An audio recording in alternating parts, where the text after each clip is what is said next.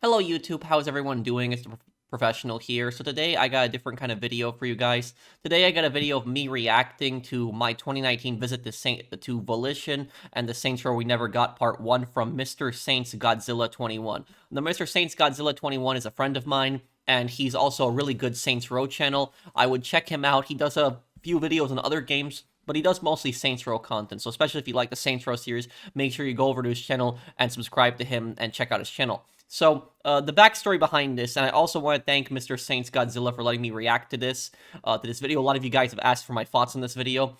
He went to visit Volition in 2019. So he was doing Saints Row videos even years back, and he went to go visit Volition. Now, when he went to go visit Volition in this time, he saw a bunch of stuff that was about the early development of Saints Row, the reboot. And a lot of the stuff was actually different back then than what we got in the final product. And a lot of people feel like we've actually been robbed of a really good game. So instead of getting, the good, true Saints Row reboot that we should have gotten, we got this disaster, politically correct, game that we got that just, everybody basically hated, everybody did not like.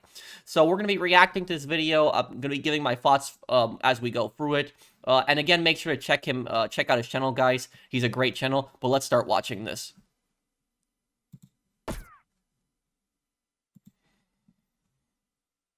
So here we are. My NDA has expired and I can finally delve into what I witnessed at Volition 5 years ago. I know NDA, by the way, is non-disclosure agreement, so he wasn't able to talk about this stuff until now. The non-disclosure agreement expired, so he can talk about this stuff now. you've all been patiently waiting for this, so you can skip to this timestamp to dive right in. Though if you're willing to wait just a bit more, there's a few things I'd like to quickly address. Since my trip to the studio all those years ago, there's been nothing more I've wanted to discuss than what I saw that day. Though at the same time, some things have occurred which have made that discussion a bit difficult. With Mike Watson's untimely passing, explaining the last day I spent with him in person hasn't been exactly easy. He was a great man, an incredible friend, and a blessing to the community. I have the utmost respect for Mike, so I just want to state that I don't take this discussion lightly, but it would be impossible to describe the entire day without mentioning him. And of course, Volition's closure only makes this story all the more tragic. I only hope this video will somewhat redeem the developers who actually wanted to make a good game, and that you'll see how a studio could have the best intentions just to have them squandered by incompetent people in power. Now, as for why this video took so long to make, there's quite a few factors. I think the most important thing to understand is that I simply don't want to cover just my eyewitness testimony. For you see, I pray I never have to talk about this game again, so I've spent a ridiculous amount of time reaching out to as many ex-Volition devs as possible. Hell, at one point I had to fly out for an in-person interview or two, but this was all crucial to explain the entire history of the Saints Row Reboot's development. So I've structured this video to go through my day at the studio, but I'll be pausing at key moments to provide information I learned years after the fact. With all that out of the way, let me show you the Saints Row we never got. It's 2019, roughly.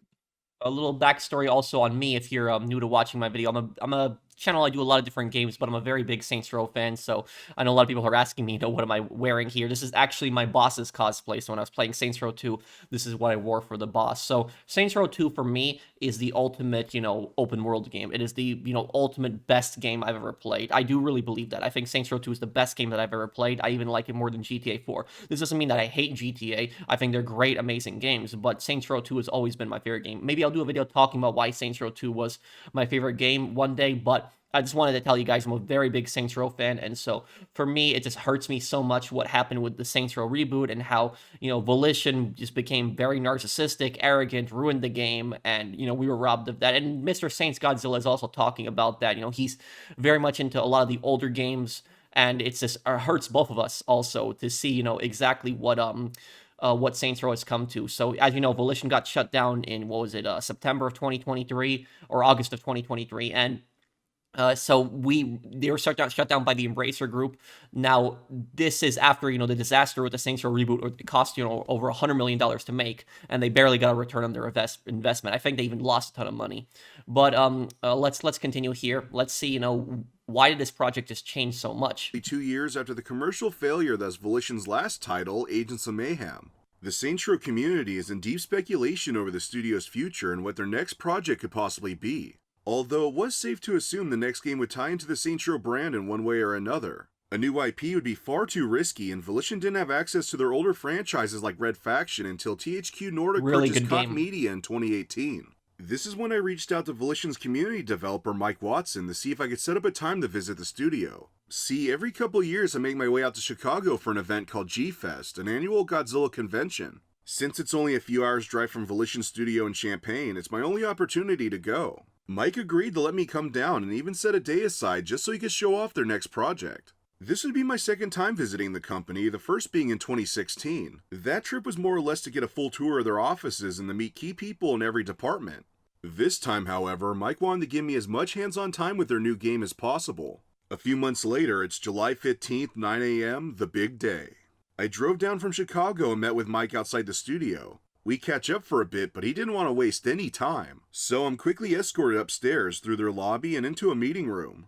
It's here Mike tells me to wait while he runs out to grab two surprise people. As I'm patiently waiting, the only thing in the room was a projector displaying a desktop screen. On the desktop was a Volition wallpaper and a single PDF file labeled Summoner 3. Now, if you're not aware, Summoner was a fantasy action role-playing series Volition developed 2 titles for in the early 2000s. This honestly threw me through a loop because absolutely no one could have predicted that Summoner of all games was something Volition would consider reviving. As I quietly panicked, Mike came back into the room with associate producer Kate Nelson. I've known Kate since 2015 when I had the opportunity to interview her, and we met in person during my first visit to the studio. She has always been very professional with a plethora of wild Volition stories, so it was nice to meet her again. However, the second person Mike brought in took me by complete surprise. The one and only Jim Boone. For a little context, Boone has been on and off with Volition for nearly 2 decades, primarily as a producer. From 2013 to 2015, he kind of became a notorious figure in the Saints Row community due to his prominence in their game's marketing. In the old Saints Core Discord server, he had a dedicated section for just fan art, so he kind of became a celebrity of sorts. So seeing him in person for the first time was quite shocking. As Kate and Boone took their seats around the table, Mike asked if I was curious about the Summoner 3 file on the screen. I admitted that it did catch my eye when suddenly everyone started laughing. As it turned out, this was just a prank that Mike set up. A pretty good one, I must admit, because in my mind, I saw the Saints Row franchise sinking like the Titanic. Before I could even sigh a breath of relief, Mike opened the file and it loaded an animated title card that said, Saints Row Cinco. Now, there's a chance you may have heard. So, about Saints Row Cinco was what it was supposed to originally be called. That was the original thing before it was just called Saints Row as the reboot. About this from leaks, but yes, that was the original title of the game. The animation showed a highly detailed belt buckle littered with silver guns, girls, and gang members. The best way I could describe it is if you combine the main menu of Saints Row the Third Remastered with the marble statue from the credits of Avengers Age of Ultron. It was pretty badass, and I was told later that the animation was going to serve as the game's main menu, but for whatever reason, we got this instead. Fucking thing sucks! Anyway, Kate Oh man, he's got a great sense of humor. But anyways, what I was gonna say about it is that the old Saints Row, menu, like, look, here's what I'll tell you guys. I wasn't a big fan of Saints Row the Third, but I prefer it much more over the Saints Row reboot. I liked Saints Row 1 and 2 the most. But I gotta say, one thing that Saints Row the Third did really good was with that menu. Like, that purple menu of all the characters, they did a great job with that menu. Really, really good job. And you look at what we got with the Saints Row reboot, the menu we got. Describe it as if you combine the main menu of Saints Row the Third Remastered with the marble statue from the credits of Avengers Age of Ultron. It was pretty badass, and I was told later that the animation was going to serve as the game's main menu, but for whatever reason, we got this instead. This is actually I don't think I ever really talked about this in my review. So I made a review a couple years ago talking about the Saints Row reboot. How it's the worst game what year was that? That was 2022 when Saints Row Reboot came out. But I talked about how it was literally the worst game of the year. And I one thing I actually forgot to talk about was the menu. Yeah, the menu is just trash. I mean, this is their menu. It's a single cactus and a blue sky. This is terrible. It has no design to it. Fucking thing sucks! Anyway, Kate began explaining exactly what I was about to witness. This was an investor's presentation designed to show the studio's vision to their publisher and to potential unaffiliated parties who may also want to back the game. And oh, don't worry, I'll be diving into development costs for this game later. Mike clicked to the next panel, which showed a screenshot of a black truck on the edge of a valley overlooking a sunset. I will say, graphically, I was quite surprised by how well it looked. This is when Boone stepped in to explain exactly what the game is. Saints Row Cinco was meant to be a clean slate. No more wacky or over-the-top elements like demons or aliens. They wanted to go back and rebuild a foundation where gangs were your top priority and rising from the ground up was your main motive. At the same time, they didn't want to alienate their newer audience, so the 2080 rule was born. The tone of the game was going to be 80% Saints Row 2 and 20% Saints Row the Third. This meant the story would still be serious in nature, but it allowed for occasional absurd moments, though there wouldn't be anything extreme enough to take away from the experience. So far, I was fully vibing with the concept, but that's when Boone described the setting. So before he goes to the setting, what I wanted to say is a huge mistake that Volition made with the Saints Row games, and this was like a really big mistake. And MrSaintsGodzilla's, if you're watching this too, I think you're gonna agree with me heavily on this. That a huge mistake that they made with the Saints Row series is that the developer got so tired of people saying, oh, it's a GTA clone, it's a GTA clone, and they were getting harassed by these fanboys, so these Rockstar fanboys that would just, say to them constantly, it's a GTA clone, and because, they were so sick of that, what they basically did was they did Saints Row the Third, that style. And with Saints Row the Third, they basically just decided to do all this goofy, crazy action. They still kept the gangs somewhat, but the gangs were just much more, unrealistic. The luchador gang, a hacker gang, stuff like that. And you had a futuristic military police with flying motorcycles, stuff like that. It was just ridiculous. And I'm not talking about the Oppressor Mark II, I'm talking about the Stag vehicles. Yes, they actually did have flying motorcycles in the in Saints Row the Third. The problem is, while they did that style, it alienated a lot of the old Saints Row fans, like Saints Row 1 and 2, people who liked the old games. I like them, and the customization was down, it was died down a lot in the Saints Row the Third. And what happened was, with Saints Row the 4, instead of, going back, they doubled down. And they went even crazier. Now they did it where, you're fighting aliens and you're in some crazy Matrix simulator. You're the president. You have superpowers. It just basically went crazy. And what ended up happening at that point was Saints Row had an identity crisis where people could not, decide, well, the developer couldn't really decide what are we going to do now, because you had a good chunk of your fans that liked, Saints Row 1 and 2, but then there was people that liked, the new style Saints Row 3 and 4, and so I personally think they should have just stuck to the old formula, Saints Row 1 and 2, but they basically boxed themselves in a corner because they did all the, crazy, futuristic, superpower action in Saints Row, 4, and then, Saints Row 1 and 2 were just focused on gangs. So there's fans that, would get pissed. If they went to the gangs, it would piss off the people that like the superpower stuff. If they did the superpower stuff, it would piss off the people that like the gangs. And so what they tried to do is they tried to do Saints Row Reboot, and they literally tried to do it where it would appeal to everyone, but it backfired really badly, and everybody ended up hating it. It was just a completely different city. It wasn't Stillwater. The city just hadn't had the life to it that, Stillwater had in the older games.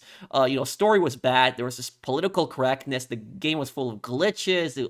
So much cringe in it. Everybody ended up hating it in the end, and that was the problem. The game just suffered from such an identity crisis. The game takes place in the desert city of Santo Illeso. A desert? Of all the locations to set a Saints Row game, a desert never even crossed my mind. I was feeling a bit skeptical at this point, and as if Mike sensed this, he assured me that I'd feel different once I get a better look at the city. The next few panels consisted of concept art of Santo Illeso. I learned about locations like Old Town, Rancho Providencia, and especially El Dorado. Having Las Vegas as its direct inspiration, I couldn't help but think of Las Venturas from San Andreas. Boone went on to explain that they didn't want Santo Illeso to just be a backdrop for gang warfare. They wanted the city to have its own rich history and the feeling that reflected the series as a whole. So they came up with the concept of the Weird West. Inspired by Austin and Portland and their motto of keeping their respective cities weird, KISS, Keep It Strange Santo, became a jumping off point to flood the world with unusual sights, sounds, and people. The next few panels reflected this with an array of concept art showing sculptures, Santo citizens, and murals. Seeing all this was a huge positive. A very common complaint for the later Saints Row games was the lack of detail the city Steelport had compared to Stillwater. It really seemed like the studio took the criticism to heart and wanted Santo Illeso to push the limit of what they accomplished in the past. So about this, let me go to when he showed the picture of Steelport here. People. The next few panels reflected this with an array of concept art showing sculptures, Santo citizens, and murals. Seeing all this was a huge positive. A very common complaint for the... So about this is Steelport. It was supposed to be based on New York in the Saints Row universe. And Steelport, it just did not have the life to it that Stillwater did. It didn't have all of these landmarks, all of these crazy locations. Like, Saints Row 2, for example, had an underground mall that you could go to. And the mall is one of the most popular locations that you could go to.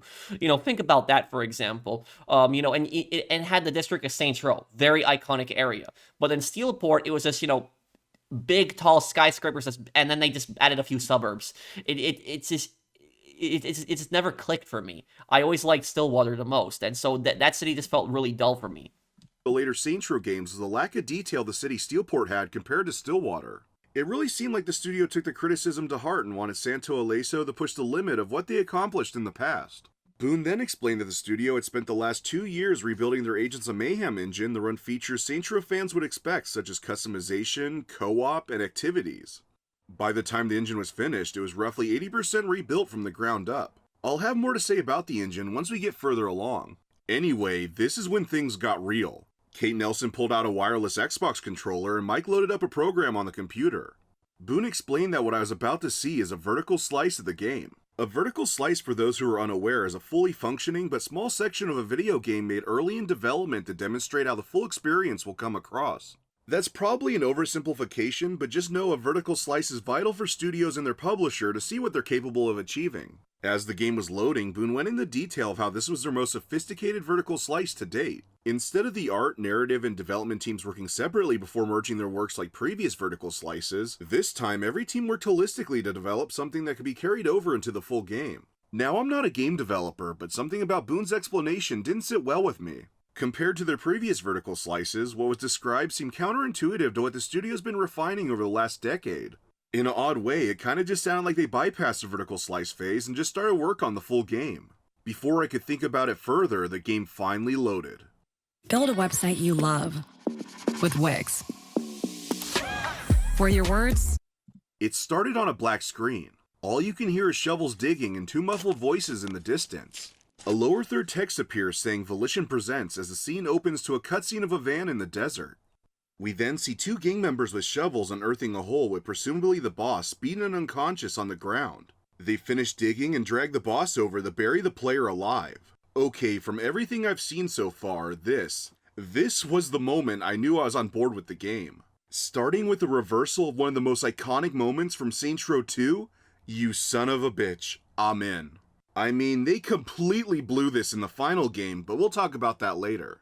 And since I know a lot of people will be asking, no, this wasn't the same boss used in the marketing. In fact, from all the gameplay I would later see, nothing had her. Just as the 2 gang members are about to place the boss in the open ditch, a generic Saint off-screen shoots the 2 men and proceeds to help the boss back to his feet. The Saint explains that your lieutenant was also kidnapped and you have to save them. The cutscene ends with the boss brushing himself off as the Saint drives off in search of reinforcements. From here, Kate takes control of the game and pans the player's camera around the environment. She describes that the current mission takes place towards the middle of the story. The 2 men who attempted to kill the boss were from a gang known as the Idols, an anarchist cult with the desire to destroy the establishment of the Western world. Now okay, I'm sure that doesn't sound much different from the Idols we see in the final game, but oh boy, trust me, they changed a lot. Something I quickly noticed was the HUD. So about this, the boss being buried alive, that is actually a you can see how much darker this game was originally going to be. And here's the thing I will tell you guys about this is the whole concept of the Idols. Let me just show the part where towards the middle of the story. The 2 men who attempted to kill the boss were from a gang known as the Idols, an anarchist cult with the desire to destroy the establishment of the Western world. Now okay, I'm sure that doesn't sound much different from... So about this, the Idols, the concept of this gang, I actually thought was interesting at first. Having like an anarchist gang, because anarchist gangs exist in real life, they do. So having an anarchist gang that you fight against, like an actual like gang, but with like a political viewpoint, I think that would have actually been cool. But the thing about this is, when I look at guys like this, like, I don't see, like, anarchists. I see, like, a bunch of chumps. That's basically, I look at stuff like this. Like, they're a joke. Like, if you had something like an anarchist, I would imagine these guys would be wearing, like, black, leather jackets. They might have, like, ski masks, bandanas. They would have, like, a really big, like, anarchy symbol. Like, the big red A with the circle through it, the anarchist symbol. Having something like that, like a Molotov cocktail, a baseball bat, like, basic, like, really scary guys. That's what I would think of of like anarchists, people that just want to cause chaos, stuff like that. But I look at this and like, look at this, like, Kitty, helmet and, eye helmet.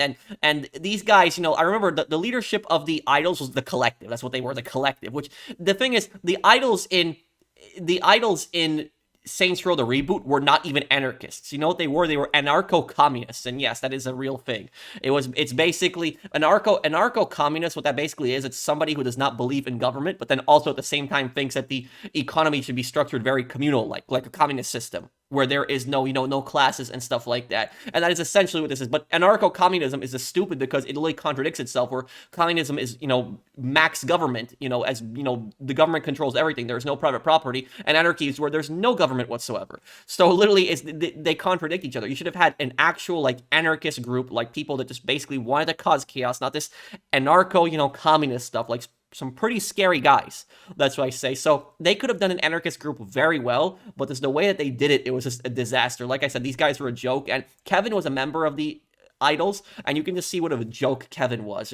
Kevin is like, we're trying to build a society without capitalism and all this other stuff, a bunch of other crap. It was just, the way that it was framed, it was just so stupid. Like I said, they wanted to do an anarchist gang. They should have made these guys much more tough. Like I said, some black leather jackets, maybe some spikes, stuff like that on their clothes, big anarchist flags, like the big red A on it, stuff like that, ski masks, bandanas, make these guys basically really creepy like. But what they did here, they weren't even scary at all. They were just a joke. Idols we see in the final game, but oh boy, trust me, they changed a lot. Something I quickly noticed was the HUD. It was a little more sterile compared to the previous games, but there was still a hint of that Saints Row flair. It was unquestionably better than the HUD we'd eventually get that may as well be the digital equivalent of watered-down tofu. But back to the gameplay, Kate walked to a nearby gas station and showed off one of the game's new features, dumpster diving. She explained that this was just a small example of the exploration reward system they were implementing, and that I would learn more about it as the presentation unfolded. Though for now, Kate interacts with the dumpster and a music sting plays that's a reference to Link collecting items in the Legend of Zelda games. Jackpot. It was decided later that they wouldn't use the sting, but it was kept as an Easter egg for this one dumpster present in the vertical slice. After opening the dumpster, the boss earned a small amount of XP. Kate explained that their approach to leveling up was a bit different this time around. There was 3 separate skill trees: muscle, wealth, and fame. Each tree served to mirror the core characteristics of each rival gang and would level up respectively from the player's actions. XP earned from combat would go into muscle. Stunts, challenges, and wearing stylish clothes would level up fame, and increasing your gang's income would progress the wealth branch. Hearing this gave me heavy Sleeping Dogs and Crackdown vibes, but I was quite intrigued. Every level would unlock a new perk, but I would get a better look at this later in the presentation. And with that, Kate said the boss needed to get cleaned up before pursuing the kidnappers and walked over to an outdoor clothing kiosk. This was my first look at the game's customization, and I have to say, I was speechless. There's been a lot of debate on whether or not the Reboot had the best customization in the series, but goddammit, it was almost undeniably the case. First, I was shown right away that both layered clothing and socks made a return. Considering that the last time these features were present in a Saints Row game was back in 2009, I was ecstatic to see them again. And like I was saying earlier, and also SaintsGodzilla is saying here, that Saints Row 2 had the best customization in the series. But like Saints Row 2, what you could do is you could like paint like a shirt different colors. Like you could do like, checkered shirt, and then like you could do different colors for the stripes and stuff like that. But in Saints Row, the third, it was just like, one color basically for everything, or like 2 colors. It was just much more limited. But that was just the beginning. There was the new RGB slider, of course, which was wild to see for the first time. But on top of that, style menus for clothes were back better than ever. You could choose a wide variety of fabric for your clothes. Leathers, cotton, furs, reptile skins. It was freaking impressive. I would learn much later that these options were removed due to memory limitations, and as a result, we were left with these. For the sake of the presentation, Kate was also able to customize her boss's physical appearance at the kiosk, and once again I was blown away. Instead of the sliders from previous entries, each facial option opened a grid with an adjustable point for more in-depth alterations. If you've ever seen APB Reloaded's player customization, it was just like that. Why didn't this make it into the full game? Well, again, memory became a big issue. You'll be hearing that a lot in this video, by the way, and it caused countless issues with facial animations. This is also why presets became so prominent. Kate finishes customizing her character by making the boss a blonde female. And since I know a lot of people will be wondering, yes, the player customization did have selectable genders at this point. Kate proceeds to search the gas station for a vehicle and shows off that the Bodukin from the 3rd has made a return. It's from this point the boss gets a phone call to check out the Snake Oil Saloon on the rim of town to get answers on the kidnapped lieutenant from an idol member named Billy. On the drive, Kate makes sure to show off the surroundings of the desert. Considering that the last 2 installments took place in the dreary Steelport, I was honestly impressed by the new environment. I still wasn't sold on the idea of the game taking place in a desert, but I was still surprised by the detail. I would learn years later that the creative director, Brian Traficante, came from an environmental artist background and really pushed to make the world look as breathtaking as possible. Though some devs have argued that his attention on the art distracted him from other aspects of the game that needed more focus. It is a Saints Row game after all, and not a scenery simulator. What I was going to say also about this is that I'm a very big fan of Las Vegas. I've been to that city numerous times. I really like that city. It is actually one of my most favorite cities I've ever visited. And so whenever I see an open world game in Las Vegas, I get really excited. That's one of the reasons I got excited for Mind's Eye before it turned into a disaster. So I like the idea of Las Vegas being in a an open world game. But here's the problem with the Saints Row reboot.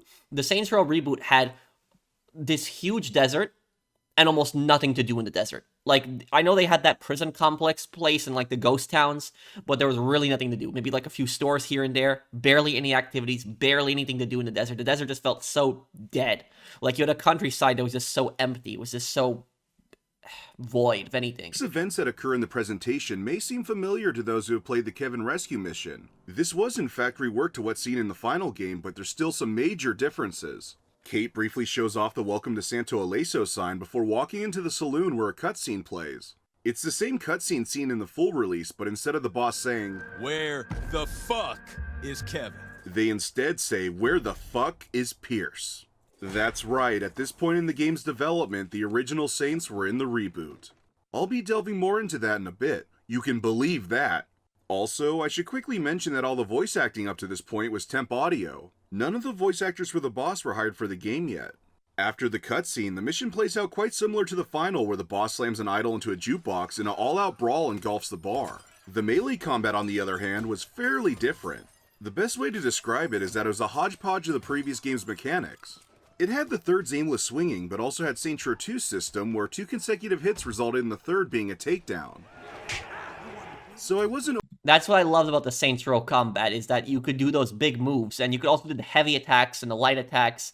You could also pick up so many things and just throw them or hit with them. Overly impressed by the melee, but it was certainly a step in the right direction.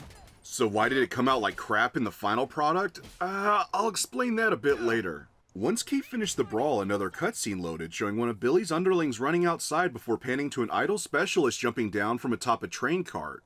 Unlike the specialist design Volition eventually settled on, the one here was unrecognizable.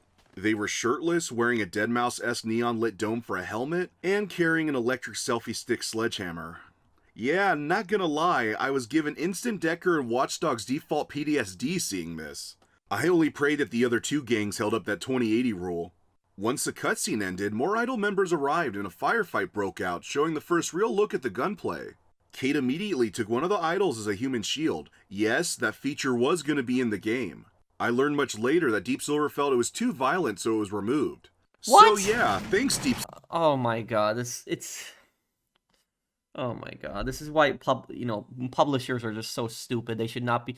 Publishers should only be publishing the game. They should not be deciding what's in the game. Literally, it's a gangster game. A gang game. The boss literally buried a guy alive in the in Saints Row 2. He also took a bartender as a human shield when Ultor guards came through the into the club. So this is a gang game. The boss is not a good person. So they're getting upset at the boss using another gang member as a human shield. Come on. Silver, thanks for removing one of the most iconic features in the series because you felt it was a little too graphic for an M-rated title. You clowns. The reason Kate took a human shield right away was to show off an early perk you unlock by leveling up the muscle skill tree. It was an ability that put a live grenade down an enemy's pants before throwing them. This did somewhat make it into the full game, just without the human shield element. Mike explained that these abilities could be toggled and were interchangeable as you unlocked them, so I thought that was pretty cool. Up to this point, I was thrilled with probably 90% of everything shown, but now I was about to see my biggest gripe. Each idol member Kate would shoot would enter this dazed stance with a large yellow icon over their head. As it was explained to me, the big idea for this game's combat was to feel like a total badass. Essentially, Volition wanted the player to feel like John Wick. So, you wouldn't be able to recover health like in previous games, but instead you would damage an enemy until they entered a stun animation where you could then perform a takedown to receive a quarter of health. To me, this was utterly moronic. Of all the changes from the vertical slice to the final game, removing this mechanic had to be the best improvement. Now don't get me wrong, the Reboot's combat is still abysmal for a caveat of reasons, but replacing the stun feature in favor of a takedown meter was a positive. Besides that, the gunplay seemed sound, enemies reacted well to damage, and didn't come across too bullet spongy. I think I was mostly thankful not to see the twirl reaction that was infuriating in the last 2 games. I wouldn't notice. There was just too many bullet sponges in Saints Row 3 and 4. I agree with him 100% on that. That was ridiculous. And we're not even talking about the giant brutes. There were so many enemies that were bullet sponges, and they would constantly flinch, and you had to reload, shoot them. They would flinch over and over. The real problems until getting hands-on later. After Kate cleared out the regular idols, she pointed her attention to the specialist. His attacks were simple enough, just a lot of ground slams with an electric pulse. She made quick work of him before running over to a porta-john where the idols member from before was hiding.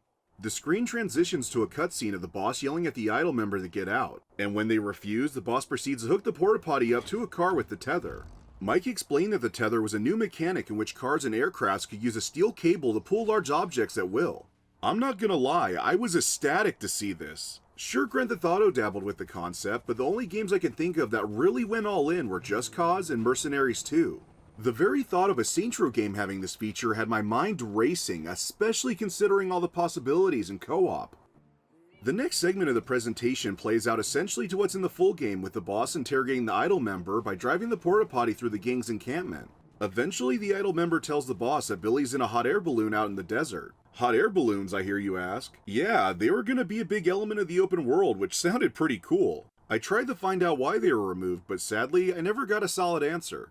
A brief chase through the desert occurs as we finally reach the climax of the mission where the boss finds Billy's hot air balloon. Thankfully, this segment has actually been shared online, so it'll be easier to explain. The boss uses a ramp to get airborne and deploys a wingsuit to reach Billy. I was fairly thrown off seeing the wingsuit for the first time. Actually, my first thought was that people would start calling Saints Row a Just Cause clone. Yeah. Mike explained that the wingsuit was their 2080 solution for newer fans who love Saints Row 4's superpowers.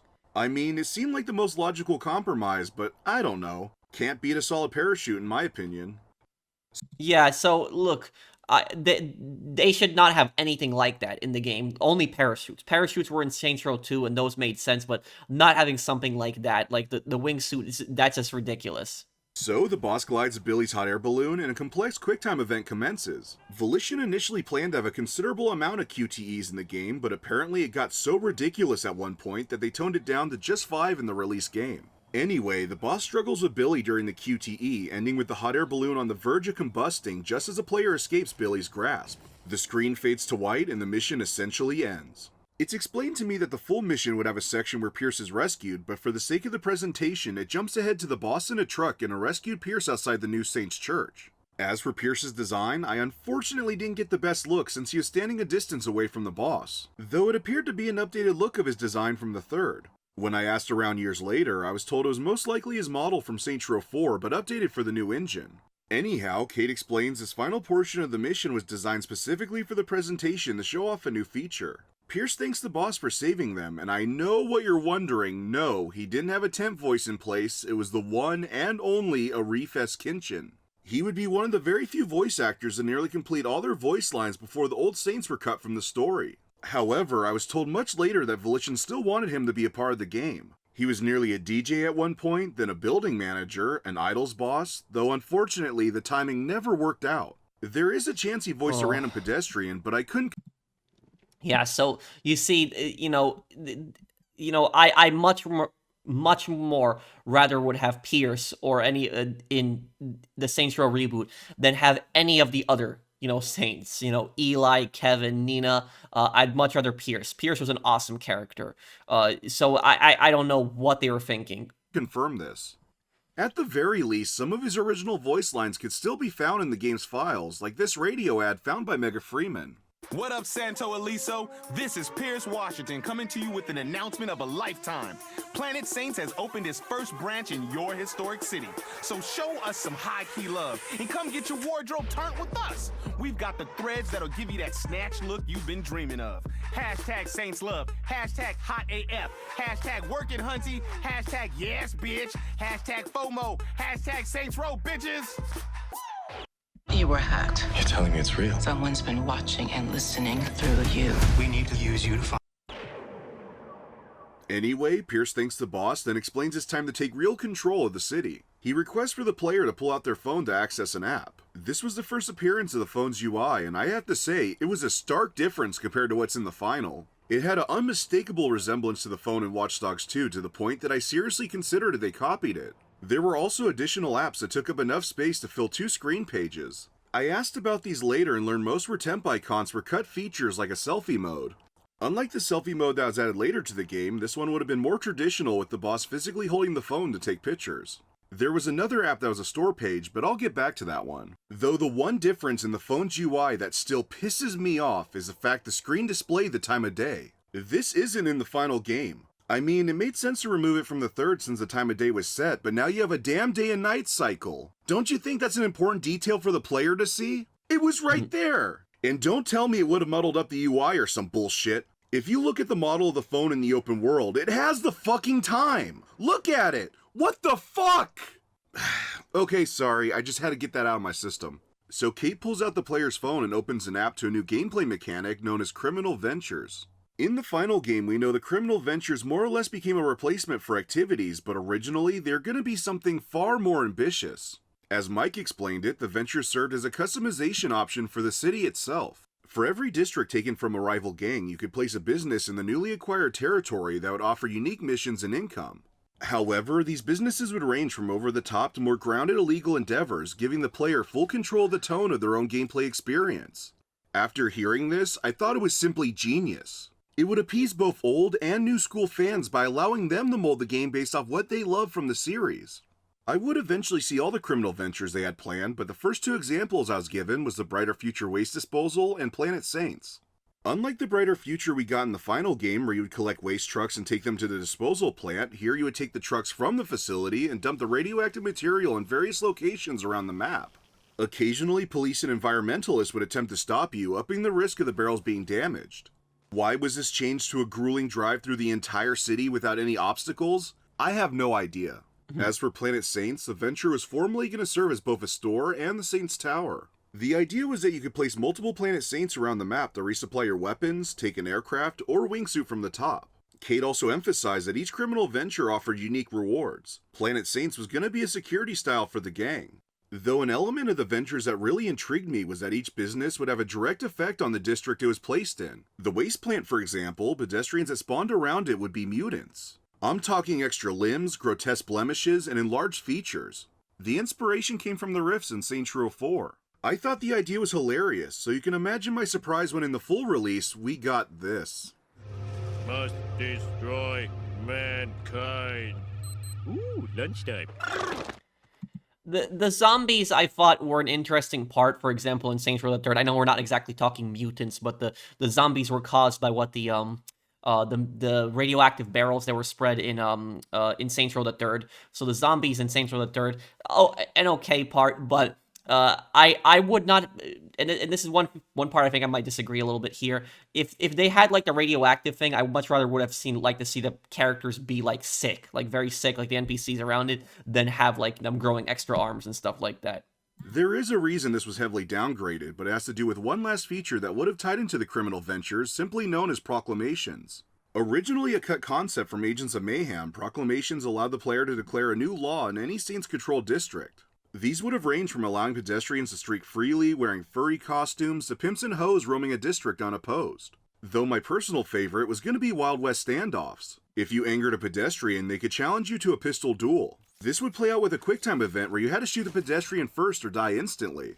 One other proclamation I was told about, which nearly became its own feature, would have allowed you to record your voice with a microphone for pedestrians to repeat in a friend's game. You could have created an entire library ranging from generic civilian lines to reactions being attacked. As absurd as it already sounds, I can't even begin to imagine how abused this system would have been. Do you think there's Aisha Rule 34? This was one of the few proclamations that was fully finished too, but Deep Silver cut it to undoubtedly avoid all the controversy that would have come from it. But okay, you... Look, what I will say about this is you can tell that this was going to be, at first this was going to be really good, because imagine being able to customize every single district and being able to customize the NPCs in that district. That would be the ultimate Saints Row customization, because the customization was already great in Saints Row 2, but now you can customize the city. However, though, the voice lines for the NPCs, like allowing players to do that, I can see why that was cut. That I can see, because even though it seems cool, you know, we always have idiots that ruin stuff like that. So I can imagine, you you would have people that would say some racist things, offensive things, horrible things, and then you would have the NPCs say that, and then the developer could get in trouble for that, and there would be so much controversy. So I can see why they took that feature out. But actually customizing the districts, I don't know why they, did not keep that in fully. Like, what we had with these businesses, it was just not good. Might be wondering what this has to do with the criminal ventures. Well, it was gonna be a hybrid system. Since each venture had an effect on the district, it in turn directly altered the proclamation. Say the Wayside example where NPCs turned into mutants. With the proclamations, imagine mutant hoes, furries, or streakers. And bear in mind, this wasn't just an optional feature, it would have provided hundreds of possibilities for the player to experiment with. Unfortunately, I learned years later that only 5 proclamations were ever fully finished before the entire concept was scrapped due to the scale of the feature. As for the criminal ventures, I'll provide more details on that soon enough. Back to the presentation, Pierce gives a rundown on how the criminal ventures work and the mission at last ends. This wasn't the end of the gameplay portion, however. The player is then loaded into the Saints HQ. Its appearance was slightly different from the final. The back was slightly smaller, the bar was missing, and had rows of church pews. I was told that during this portion of the story, the HQ was yet to be remodeled. Like Purgatory and Saints Row 2, the HQ would evolve with each takedown of a rival gang. However, there was one significant difference, as I would soon see. First though, Kate walks over to a player customization icon in the corner. This is when Boone tells me they decided to remove plastic surgeons from the game in favor of all player customization being done at the HQ. I'll admit, it hurt to hear such an iconic staple of the series not making a return. Hell, they originally intended to bring barbershops back from Saints Row 1. To some degree, I understood making this change for player convenience, but on the other hand, you lose all the fun of roaming the city that make your ideal character. So you can imagine my surprise. Yeah, so it was called Image as Designed. Correct me if I'm wrong. So yeah, like going towards it to Images Designed and actually changing your character's appearance and paying a lot of money, that actually just seems much more cool than what you have something like that's going to the HQ and just changing your appearance. And at first I got confused when I played the Saints Row Reboot. I didn't know how to customize my character's appearance, and I mean, look at this here too, like robotic arms too. This is a bit ridiculous. They streamlined player customization even further by making it a fucking app on the phone. Enjoy 24-hour access at most Planet Fitness clubs. $1 down, $15 a month. Deal ends February 27th. Get up to $80 in MasterCard Virtual Reward Cards. Your truck, your call. Alright, so Kate shows off a bit more customization. Nothing new that I haven't mentioned before, just a more in-depth look at clothing and style options. After Kate put on some new threads and exited the menu, she walked over to another icon that customized the HQ. Now, if you've ever played the game Scarface The World Is Yours and tried out the Pit My Mansion feature, this was nearly identical. A grid appeared along the ground where you could place and angle props anywhere. One item in particular Kate showed off was the porta potty from the rescue mission. She explained that new items could either be found in the open world or unlocked through activities, challenges, and missions. They also plan to make a furniture store where cosmetics for the HQ could be purchased as well.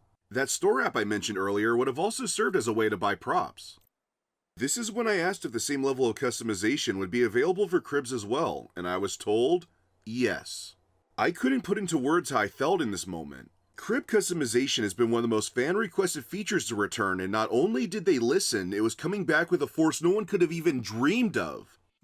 And remember that GTA never even did this. You never even had crib customization. Yeah, I mean, the closest thing you have with that is you can change some of the styles in, like, the mansion right now, but, this is, like, what are we now, that came out the end of 2025. So, like, Saints Row 2, this was 2008, this game was just so ahead of others. So you could imagine how pissed I was to see the feature butchered in the final release and for cribs to be removed altogether. Yeah. And don't you dare tell me that apartment counts as a crib. That shit's only around for like 4 missions before you lose access to it. Okay, so like me, you probably want to know what the hell happened. Well, there's quite a few factors, but it mostly came down to get your shot glass ready, memory limitations, and difficulty with the engine. Anyway, Kate places a couple items around the HQ and says it's time to check out the city. Before that though, she walks over to the porta potty she placed and you can hear the idol member from the mission crying inside. Open up and I swear I'll leave you alone. To pick up the pace of the presentation, Kate used a console command to warp from the HQ to the entertainment street in the Old Town district. At this point in development, Old Town was the only district that was presentable. If I remember correctly, it was between 80 to 90% finished. Once Kate spawned in, she casually walked around to show off the environment and the pet density. I will say, it was clear this was the most lively city Volition has made since Saints Row 2 Stillwater. Pedestrians were playing music, dancing, drinking, purchasing food. You really got a sense that this was a living and breathing world. There was even a mariachi band playing. This is when Mike told me he was working on getting a mariachi version of Aha's Take On Me in the game since it was his favorite song from Saints Row 2. Sadly, with how long music rights take to acquire, it never happened. After a quick stroll, Kate did something that genuinely made me gasp. She walked over to a taco truck and ordered a spicy burrito. I thought to myself, at long last, after years of fan cries, we finally have consumables back. But then something else happened. Eating the burrito triggered a hidden diversion and the text Human Torch appeared on the screen. Okay, so Human Torch was a concept for an activity that was conceived during Saints Row 2's development. The player would catch on fire and your objective was to burn as many pedestrians as possible under a time limit. However, its gameplay wasn't exactly thrilling enough to be its own activity, so it eventually evolved into the trailblazing we know today. So to bring back Human Torch as a hidden diversion, that was such an insane deep cut that this was truly the moment I felt Saints Row was back. As Kate showed off Human Torch, Mike explained that Volition knew players enjoyed being rewarded for going off the beaten path when exploring the map. It's a big reason why Saints Row 2 got so much praise for their elaborate Easter eggs in the iconic Hidden Julius mission. So, as part of the previously mentioned reward system for exploration, they intended to hide diversions, Easter eggs, and cosmetics in every nook and cranny of the map. I was beyond thrilled to hear this. For the first time in nearly a decade, it felt like the studio was truly listening to the fans. After a minute or so, Kate completes the diversion and makes her way over to an old military fort. Mike then explains that the studio has spent the last few years creating centuries worth of lore for Santo Illeso, and the example here is Fort Colon. Kate walks over to a historic marker that plays a narrated description of the fort's history and the general who operated there.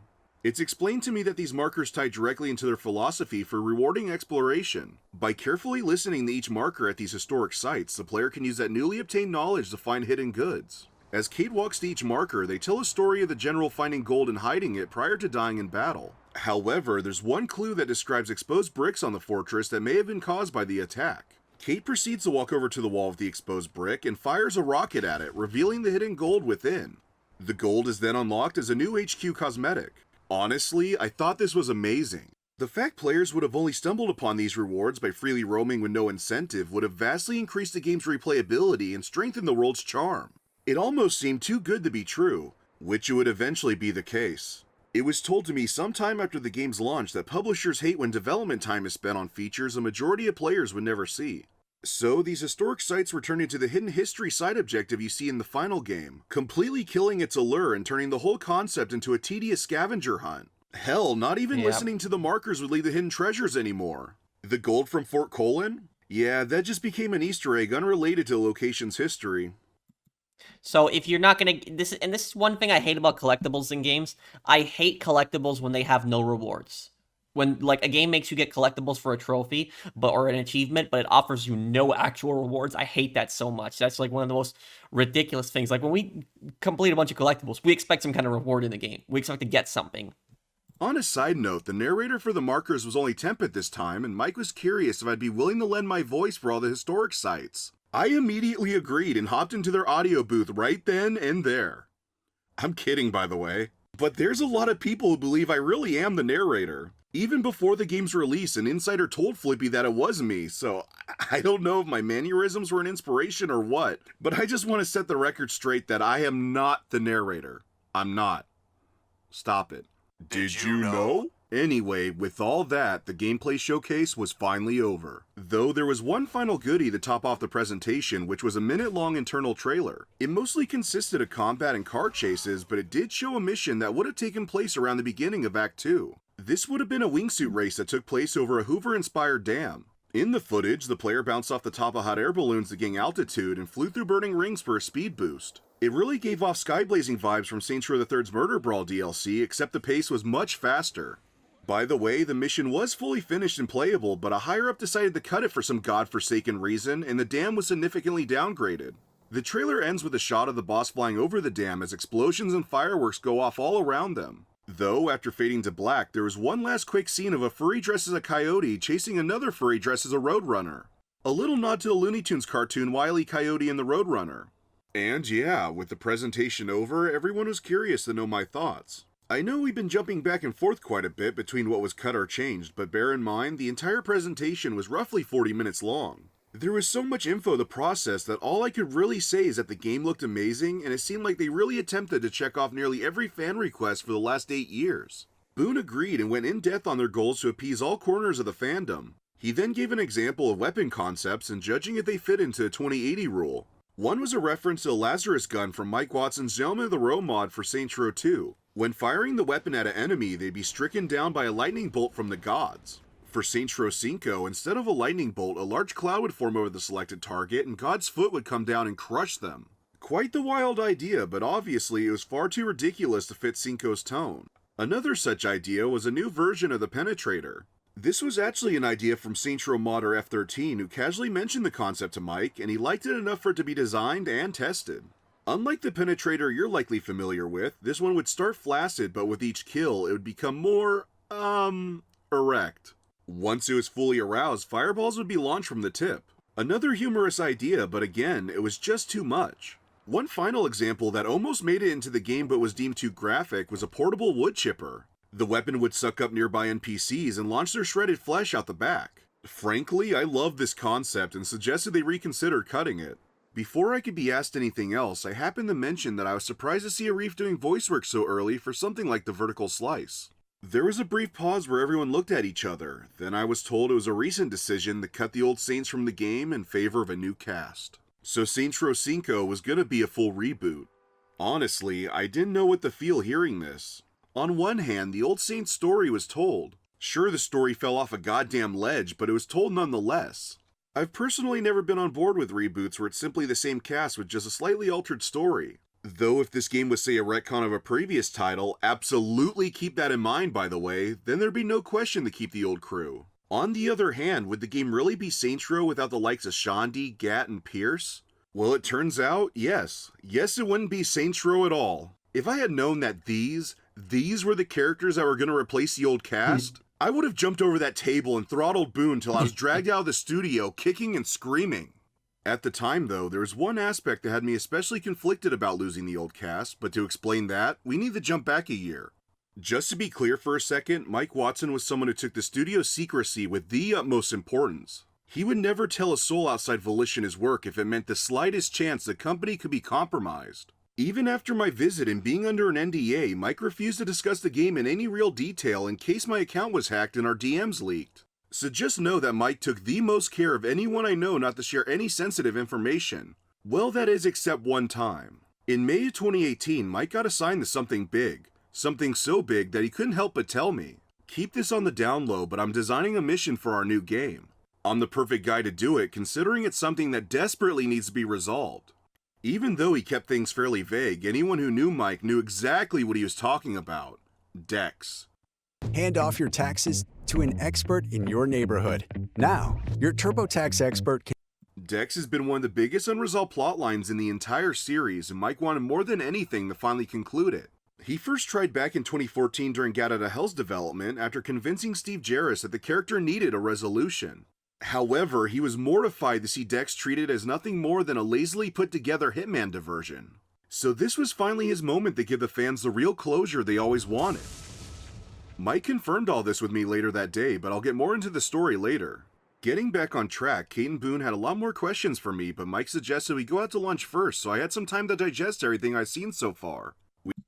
So about this, What I wanted to say specifically about Dex is, where's the image of him? Hold on. Anyone who knew Mike knew exactly what he was talking about. Dex. So about Dex is, Dex is probably the #1 plot line that Saints Row fans have wanted Volition to finish, like the story, but they never did it. Now with Dex, Dex was a really big character in Saints Row 1. He was basically the brains of the Saints. In Saints Row 1, all of the really good plans, he was the one who, who came up with those really good plans. But in Saints Row 2, you see him come back, but it was in that secret Julius mission. You call him, and he tells you, he's working for Ultor now, and he tells you where Julius is going to be, but it's a setup. He sets you and Julius up, and then afterwards you kill Julius after you escape from all of the Ultor guards. And then they actually created an entire, DLC storyline centered around that. So afterwards, you had that DLC storyline, which one? It was the, I don't think it was Ultor Exposed. I think it was the other one. It was, corporate warfare. I think was that the DLC? What it was called? But anyways, it was in that DLC, you basically worked with a guy from Ultor that wanted to replace Dane Vogel, and he really didn't like Dex. And so you were going to help him to the top, and in exchange, he was going to give you Dex. But at the end, it turns out Dex basically got a flight and flew out of the city and escaped. And this plot was completely ignored in Saints Row the Third. When Saints Row the Third was coming out, a lot of people thought that they would finally answer this plot. They didn't. In Saints Row the Four, they really didn't answer this. The Earth got destroyed, and I guess you could say Dex died in that, but that wasn't really a conclusion to the storyline. And then what happened was, in Saints Row Get Out of the Hell, in Get Out of the Hell, you had this really stupid, mission, which I think Get Out of the Hell is the worst, Saints Row game besides the Saints Row reboot. He was... Yeah, this, where you were in hell, playing as Johnny Gat, and you had to kill Dex over and over again. This is what Dex looked like in hell. It was just a stupid, this is a stupid way to end the storyline. So you can tell here that Mike Watson, he really cared about Saints Row. He cared about the Saints Row community, the series. He led the, efforts to patch Saints Row 2 on the PC to fix its technical problems, and he knew the Saints Row community at heart. He knew that this Dex stuff, he knew that this is what the fans wanted. They wanted an answer to the Dex storyline. It's he unfortunately passed away in 2021, but they lost a really good developer, and rest in peace to Mike Watson. But he was one of the best developers there at Volition. Mortified to see Dex treated as nothing more than a lazily put together Hitman diversion. So this was finally his moment to give the fans the real closure they always wanted. Mike confirmed all this with me later that day, but I'll get more into the story later. Getting back on track, Kate and Boone had a lot more questions for me, but Mike suggested we go out to lunch first, so I had some time to digest everything I've seen so far. We all agreed and walked over to a restaurant across the street. For the next half hour, we had a casual discussion. I explained my history with the series, Kate told some behind-the-scenes stories at the studio, and Boone discussed coming back to Volition after Agents of Mayhem. Sometime after our food arrived, Boone asked me the big question. How do you feel the fans will react to the old Saints not appearing in the game? It was quite the loaded question. Without having seen anything for the new characters, I simply said it'd be a hard sell. A Saints Row game without the likes of Johnny Gat is like having a Halo game without Master Chief. It can be done, sure, but to win over the fan base, the new cast has some seriously large shoes to fill. And as we'd find out, they couldn't even open the shoe if it had Velcro straps. Fuck. I was then asked how I'd handle any references or Easter eggs to the old Saints in the reboot. Being on the spot, only a few ideas came to mind. I suggested a couple things like a newspaper headline saying that gang warfare is rising in Stillwater with a picture of the old Saints. My other idea was pamphlets for Shandy's talk show being scattered around the city, or possibly an old man NPC who looks suspiciously like Johnny Gat. He could be found working in a random store and mumbling angry references to characters or events from the series. We talked a bit longer, but Mike knew that time was of the essence and there was still so much more to show. So he told Kate and Boone we'd meet back up later, and I went back with Mike to his office. It was approaching time to finally get hands-on with the reboot, but first Mike wanted to show a few things he had saved on his computer. And what I wanted to say about the Saints Row reboot, a huge problem with the game was the characters, the new characters. They were just boring. They were just stupid. They felt more like, college kids or Twitter warriors instead of actual gangsters. That's what the characters felt like in the Saints Row reboot. Like, they weren't, cool, they weren't intimidating, they weren't scary. You had, Dex, you had Shandy, Pierce, Troy, Carlos, Johnny Gat, all of these characters, these were great characters, and they could have just rebooted these characters. They could have, done it in a new universe, but it's a reboot of the old characters. And fans, I think, would have loved it, but it was just a massive mistake, creating this new, cast of characters. And yes, you can reboot the series with new characters, but they have to be well done. And the way they did these characters, I don't know, what they were trying to do. They were trying to appeal to, like I said, to Twitter users, and it just backfired really badly. He started with a huge collection of concept art for the game. First was art for Santo Illeso and the planned districts around the city. Mike made sure to emphasize that Volition was well aware of the criticisms for Steelport's lifeless industrial design, and they're focusing on creating a thriving world closer to Stillwater. So like I said, Mike was a great developer at Volition, and he understood fully what the fans wanted, and he understood that Stillwater was, the popular city. He understood the criticisms of Steelport, what, Saints Godzilla fan is saying here, that it's Steelport. Steelport felt like a lifeless city. It just did not have that vibe to it that Stillwater did. And I can say that's one of the few things they got absolutely right. If it wasn't for the lack of interiors, Santo Illeso would be a contender for the best map in the series. For the most part, all the art I was shown of the city did make it into the game, but there were a few exceptions. The desert regions were originally going to be much larger and far more distinct. As Mike explained it, each individual desert had an environmental level that ranged from normal, medium, to beautiful. Normal is your typical desert, very barren with very little vegetation. The mediums level art had a notable increase in flora, but the beautiful level was truly exotic. The artwork showed waterfalls, rivers, colorful flowers, and a wide range of cacti and trees. Seeing this started to open me up a bit more to the whole desert idea. I would learn much later that they prioritized fleshing out the city, so the deserts were significantly decreased and less work went into giving each region its own identity. Don't get me wrong though, the deserts still look pretty damn good in the full game, but ultimately they fall short of what was planned. Next was UI art for skill perks in the new respect system. There were roughly 10 perks per branch, but some additional skills could be unlocked exclusively through the criminal ventures. One notable perk for fame was called Golden Guns. It was a reference to a cheat with the same name where any gun would instant kill opponents. The perk though was simply a weapon upgrade for homies and recruited followers.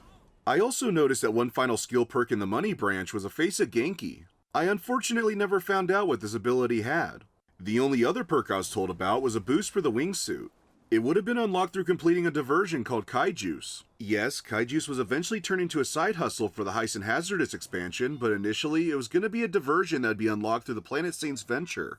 Next was 2 perk icons for vehicles. The whole idea for signature abilities wasn't fleshed out yet, but Mike explained that these were just going to be upgrades you could unlock and then place on any vehicle like kneecappers or nitrous in the previous games. One of the icons was for an ejector seat to make a quick getaway with the Wingsuit, and the other was called the J-turn. This would have been a perk to flip your vehicle 180 degrees, but it eventually evolved into one of the other signature abilities in the full game. Moving past the perks, Mike pulled up artwork for the gangs. Seeing the idols earlier, I was very curious to see how the other rival factions were handled, and the first did not disappoint: the Panteros. How Mike described them to me, Volition wanted to take the raw, ruthless force of the Brotherhood and combined it with the cold but precise criminal dominance of the Carnales. I was beyond stoked to hear this.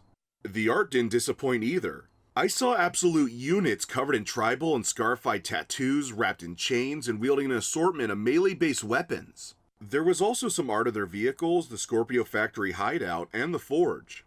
As for their arsenal, everything I saw did make it into the game except for one weapon called the plate launcher. It loaded weights from a barbell to be projected at targets. Even though it was cut, the concept later evolved into the Pain and Gain for the Heist and Hazardous DLC.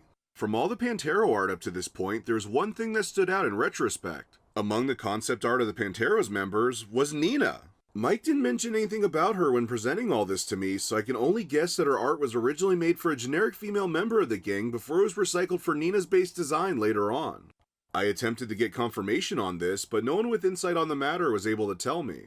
Anyway, Mike then showed artwork of the Panteros leader, Sergio. He looked fairly similar to what's in the full game, but there were some alternate outfits like a couple business suits and one where his shirt was white instead of black. Alongside Sergio, there was also art for his right-hand lieutenant. I cannot for the life of me remember his name, but I learned much later that his character didn't make it far before being cut. Mike explained that he was Sergio's brother. As for his appearance, he was slightly heavier than Sergio and wore a white blazer with a black shirt. Next up was art for the idols. This is when I got a much better understanding for what the gang was all about. Essentially, the idols were a fraternity turned cult controlled by two siblings with a philosophy they are reborn Egyptian pharaohs. A sister named Lonnie and a brother named Donnie. Okay, hold up. This wasn't going to be our Donnie. The idea was considered early on, but they ultimately decided to make him a whole new character, but kept the same name with a different spelling. There was one large aspect for both characters that I was told, and it was going to be heavily implied that... it was going to be implied that the two were in an incestual relationship. Yeah. From what I was told a lot later, it was a single writer who pushed for this crucial aspect of the siblings before they are abruptly blacklisted from the industry for things that I cannot and will not discuss here. It was after this that the two characters were cut and replaced with the collective scene in the game.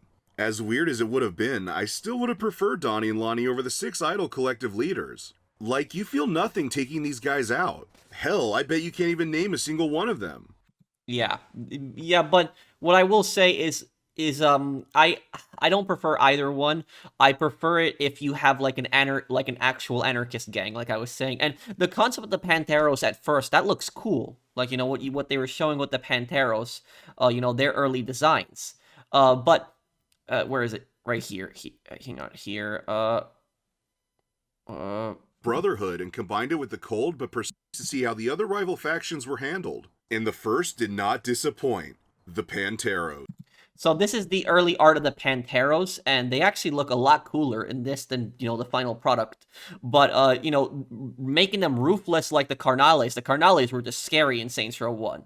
And making them also like the Brotherhood at the same time, too, with, you know, their trucks and their tattoos and all the other stuff. That's a cool concept, blending two gangs from your previous, you know, series into one.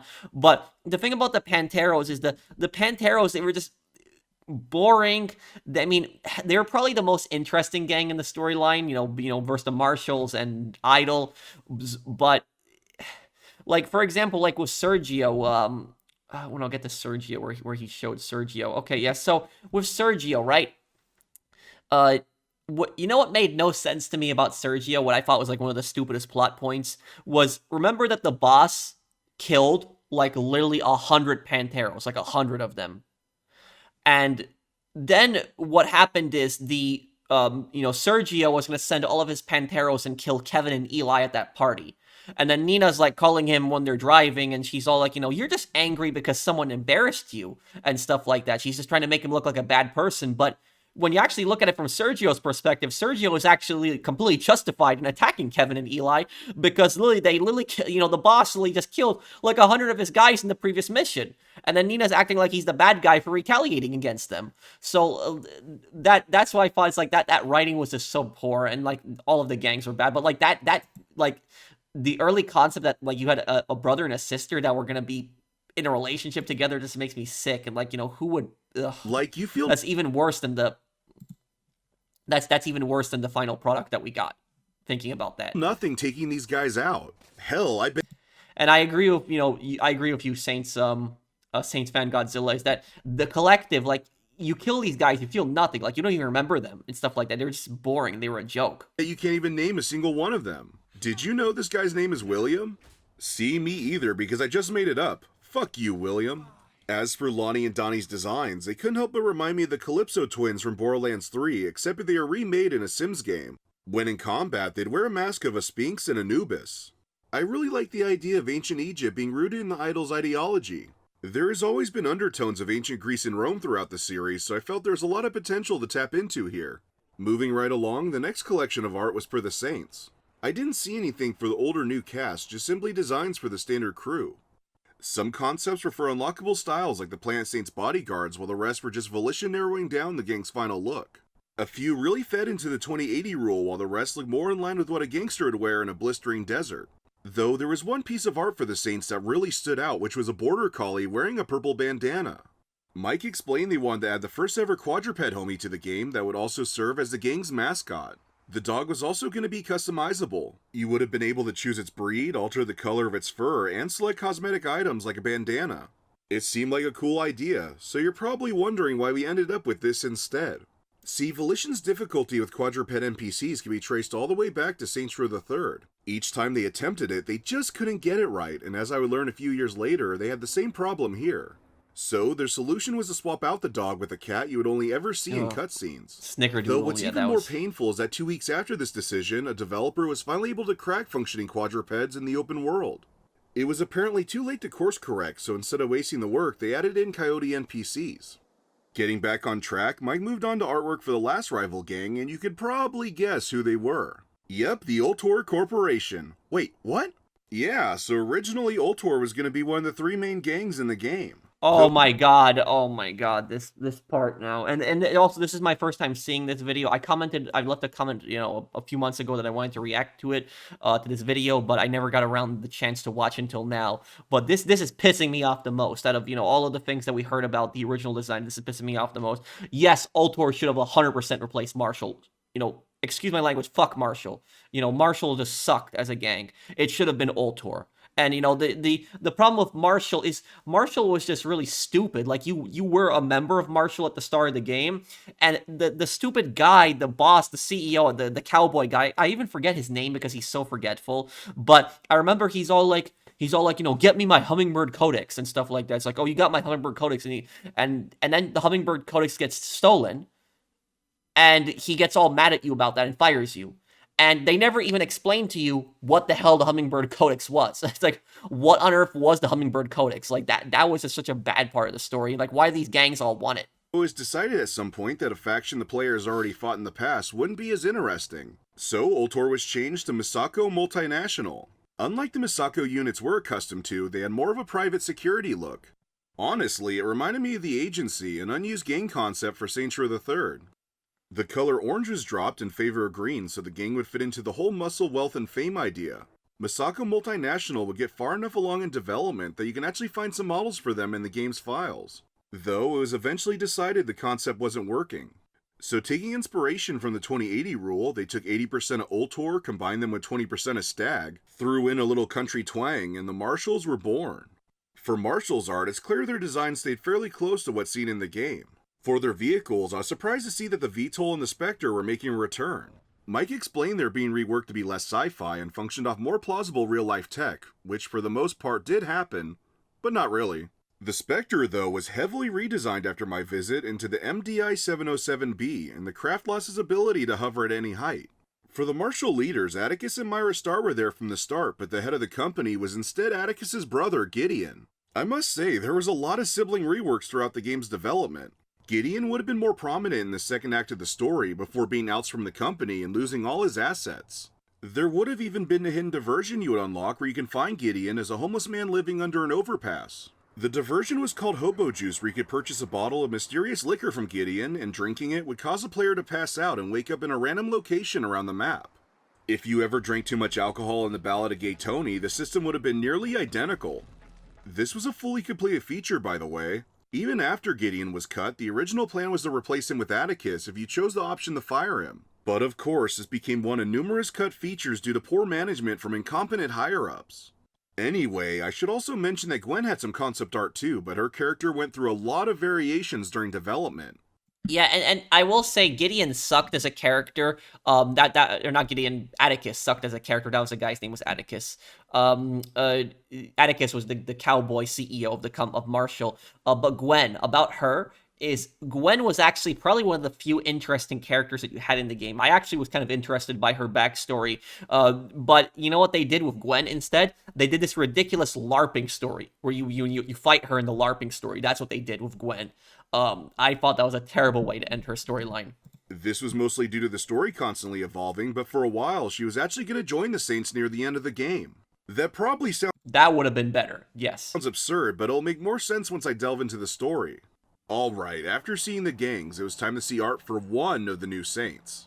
See, even though a new main cast was a recent idea, there was one character that was planned from nearly the very beginning, Nahualli. As Mike explained them to me, Nahualli was essentially going to be GAT 2.0, a stoic badass who would have earned the trust of the Saints early on in the story and assisted them in conquering the city. You would have formed a strong camaraderie with Nahualli, making it all the more tragic when he betrays you. There wasn't any of this, oh, I don't have any friends, so I'm going to take yours bullshit. He wanted to take over the Saints by killing you and your lieutenants. Some of the best plot points... Okay, about this, Nahualli, this guy here, Nahualli was the best character in the Saints Row reboot. He was the best one until they butchered him at the end. At the end, they ruined him. So he was basically this crazy, gangster one-man army, basically the Saints Row reboot's version of Johnny Gat. Now, was he as cool as Johnny Gat? No. But he was... At least he was the most interesting character in the entire game. I think he was way more interesting than the Saints, way more interesting even than the boss. If this guy was the main playable character, I think this, Saints Row reboot would have actually been a better game. But about Nahualli is, you recruit him, and I remember he was like a temporary homie that you could call up, but when Nahualli betrays you in the game, and this is what I couldn't understand here. Let me play this. A stoic badass who would have earned the trust of the Saints early on in the story and assisted them in conquering the city. You would have formed a strong camaraderie with Nahualli, making it all the more tragic when he betrays you. There wasn't any of this, oh, I don't have any friends, so I'm gonna take yours bullshit. About this, yeah, this is the most cringe part of the game. This was just so stupid, was this crap here. Because when Nahualli betrays you the very first time, I literally thought that he was betraying you because he wanted to take over your gang. That's literally what I thought. I thought he was going to take over your businesses and take over your gang. That's what I assumed. At least that's what most of us assumed. But then we find out later on, the reason that he betrays you is because he's jealous of your friends and he wants your cringe friends to be his cringe friends. And so he betrays you because he wants your friends to be his friends. It's just like the stupidest thing I've heard of. And he even creates like a fake kitchen set and he forces his gang to like record that. And he just comes in and just does the whole cringe boss impression. It was just a really, really stupid scene. It was just a really, really dumb scene. It was really, really terribly written. He wanted to take over the Saints by killing you and your lieutenants. Some of the best plot points in the series came from betrayal, so I was completely on board with this. Of all the characters, Nahualli probably went through the most radical alterations. His earlier designs made him come across as a serial killer. Jesus Christ. This was heavily toned down to make him becoming an ally of the Saints more believable. I should also mention that Nahualli didn't have his own faction at this time. I was told later that this concept didn't stick around long, but during my visit, he was actually a lieutenant for the Panteros. I promise that'll make sense in a few minutes.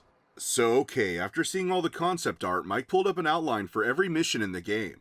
This is when I was told the entire story for Row Cinco. But first, we need to jump back to 2017 when the game entered full production.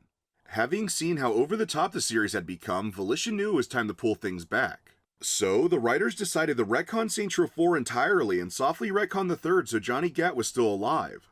The inciting incident was never fully settled on, but for whatever reason, the boss, Shondi, Gat, and Pierce would leave Steelport and start a war with the rival factions of Santo Illeso. The gangs hadn't yet been fully realized during this phase of development, but the archetypes for the Marshals, Panteros, and Idols were there. Throughout the story, certain moments would mirror what's seen in the full game, but there was some major differences. At one point, the Saints would purchase a nuke off the black market just for one of the rival factions to steal it. Plus, as a first in the series, the Saints would make a brief alliance with the Idols to finish off the Panteros. The train heist scene in the full game was actually reworked from the script where Sergio was stealing Marshal goods as the Saints and Idols ambushed and killed him. After nearly a year of fleshing things out, in May of 2018, Mike would be given the task to direct his own mission where the player would finally be able to kill Dex.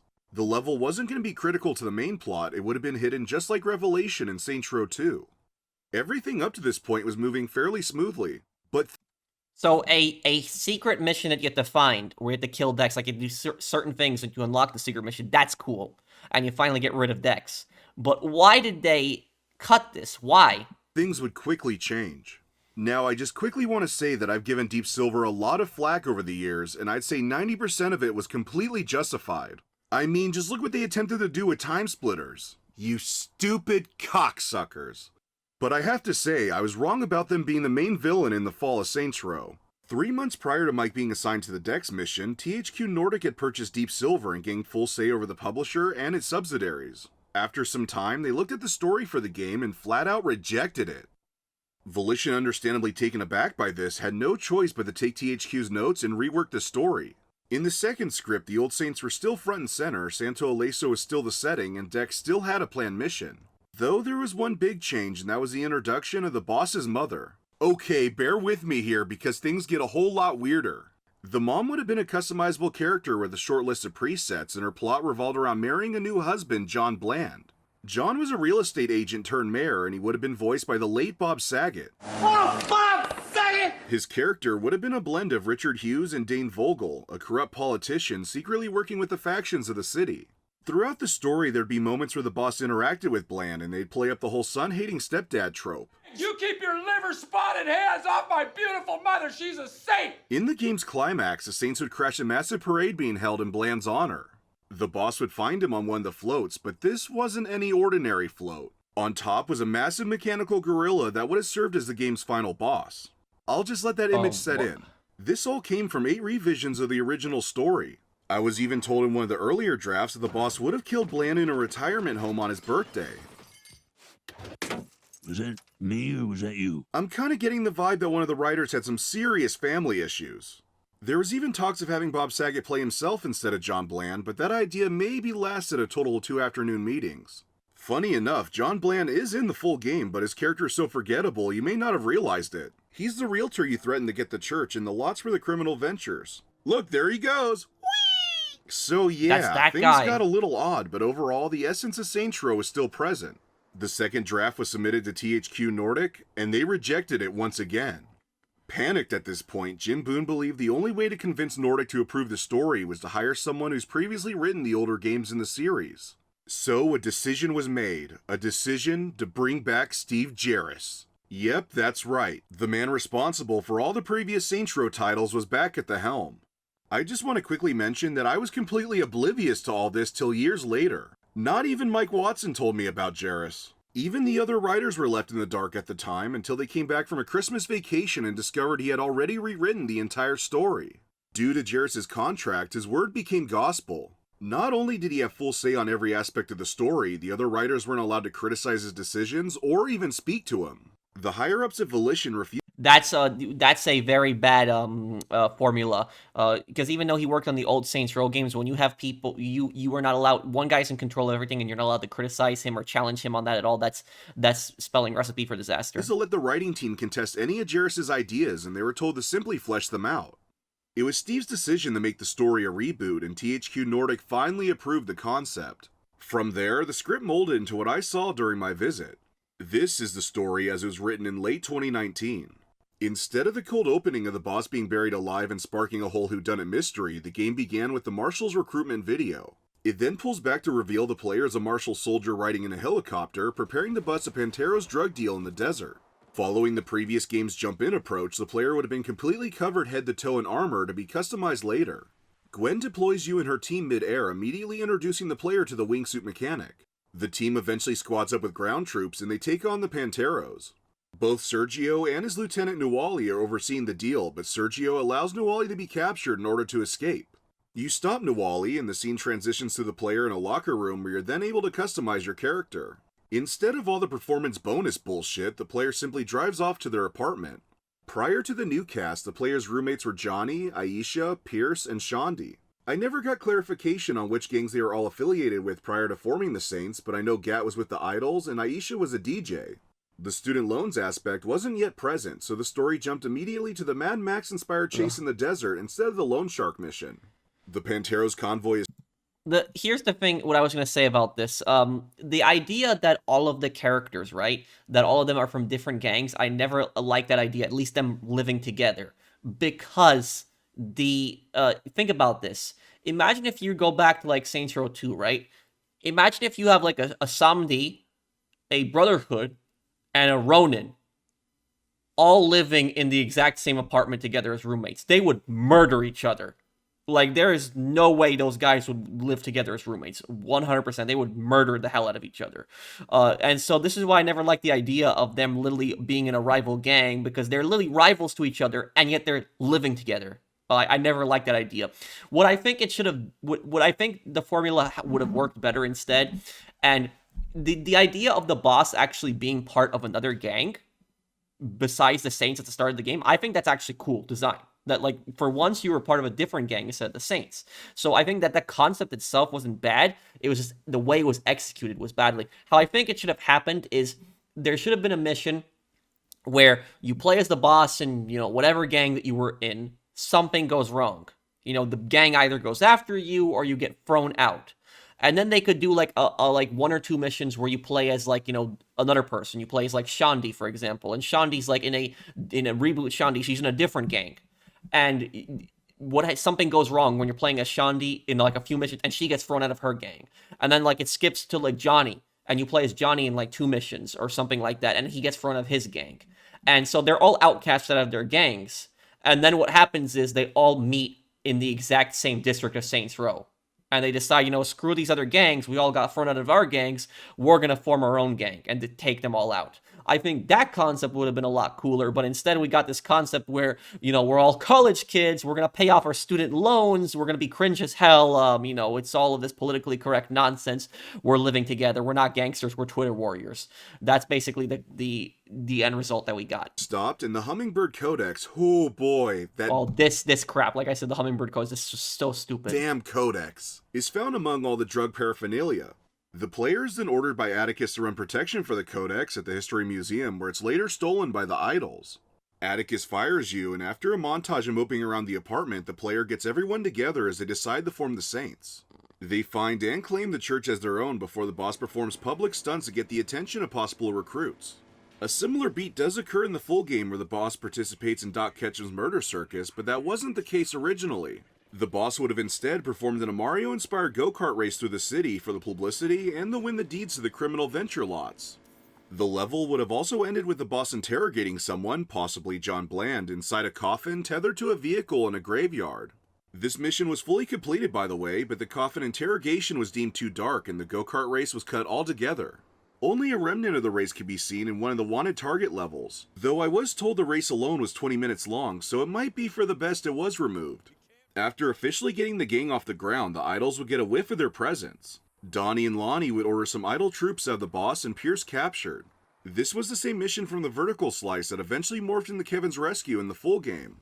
After the failed kidnapping attempt, the boss retaliates by participating in a wingsuit race held by Donnie and Lonnie during an event known as Idol Fest. The boss wins, resulting in the idols losing their sponsors and inspiring more people to join the Saints.